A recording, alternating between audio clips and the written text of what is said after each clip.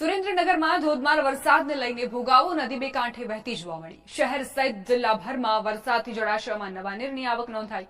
સુરેન્દ્રનગર વઢવાણ બંને જોડિયા શહેરની મધ્યમાંથી પસાર થતી નદી બે કાંઠે વહેતી જોવા મળી છે।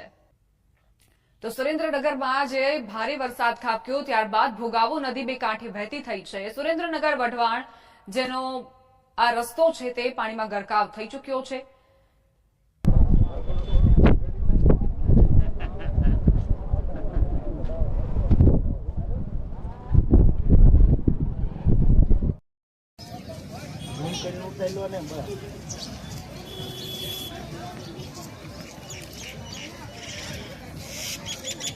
પૂલ પાણી જાવે